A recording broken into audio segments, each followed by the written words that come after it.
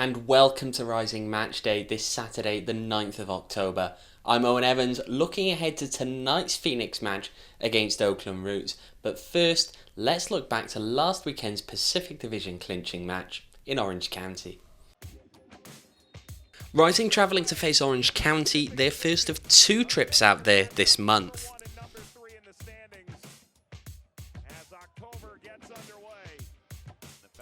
Rising take the lead through Darren Mattox with a perfectly placed chip over the head of Patrick Rakowski.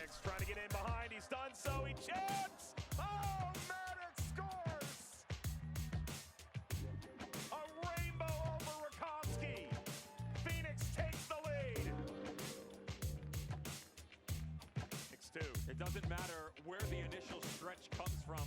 I said it comes down to individuals in games like this, Mike. We just talked about the goalkeepers. Gave Rakowski a nod. Gets caught drifting a little bit off his line here. He's too high. Chasing in transition. Have to immediately back.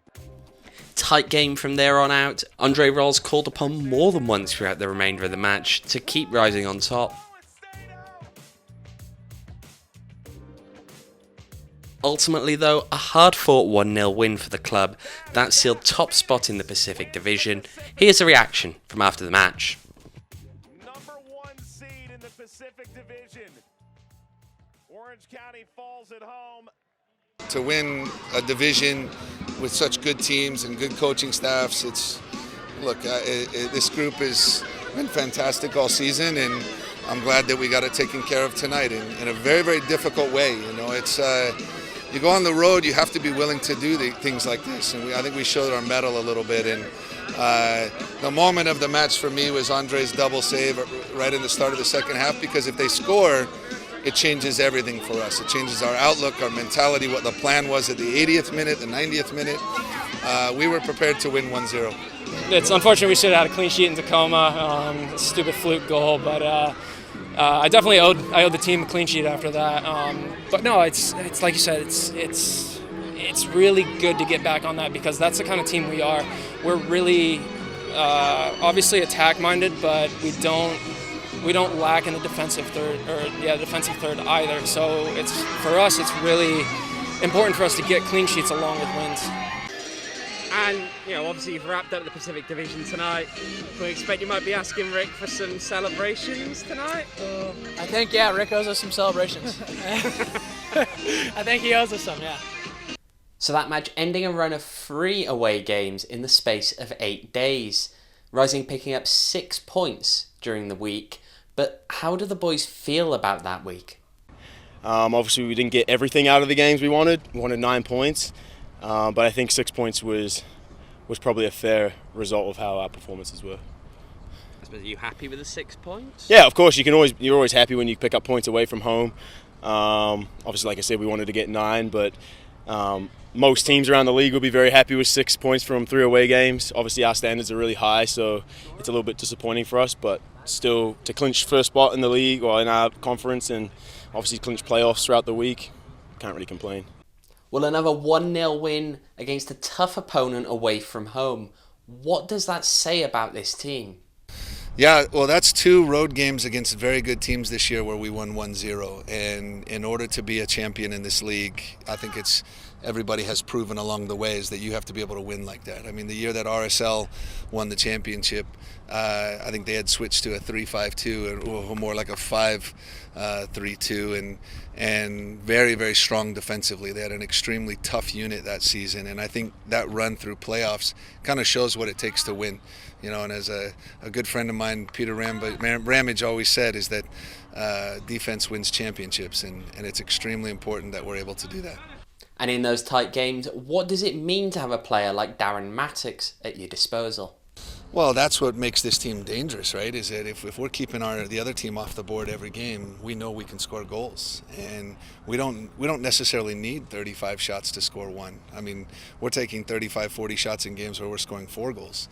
And when if the defense and the midfield and everyone as a unit does their job defensively, we create opportunities, and we know we're going to get them. So yeah, I mean, having a guy like Mattox that can get behind, they were pressing quite a bit. I think their line was a little high in that particular moment, and we had talked about it going into the game. They were going to close the middle.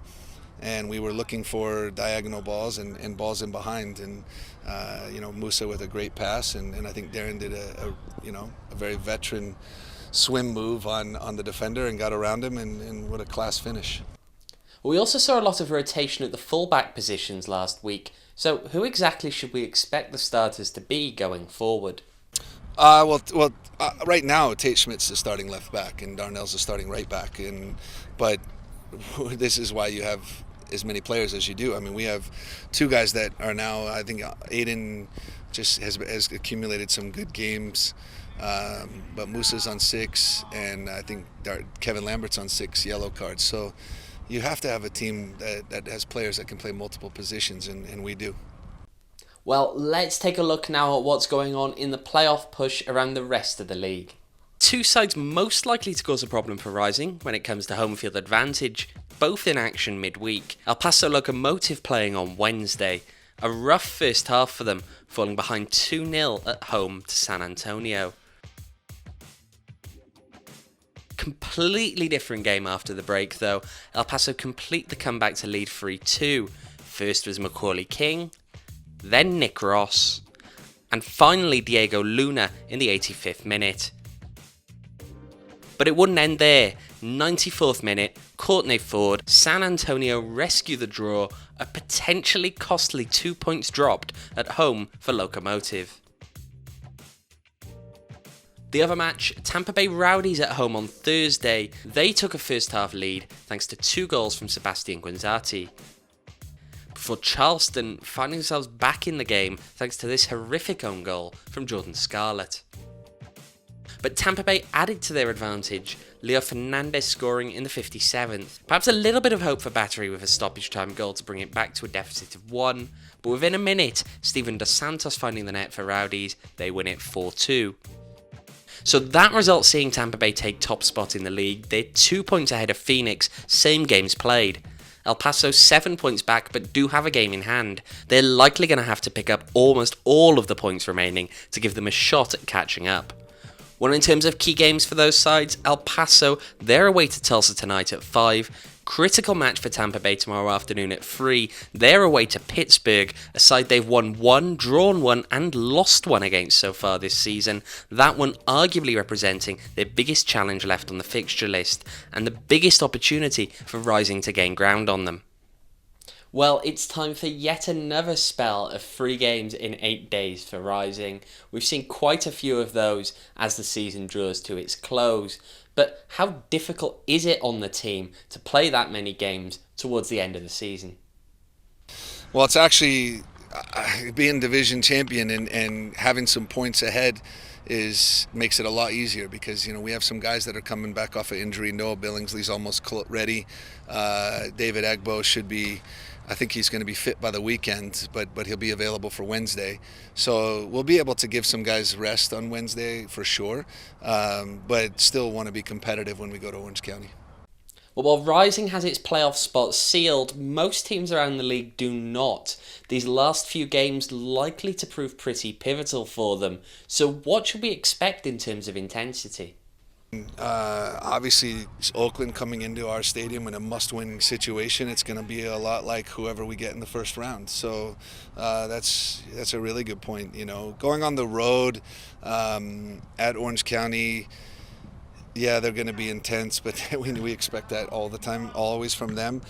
Look, the guys want to win every game, no matter what. So whoever's on the field, we expect to compete at 100%. So.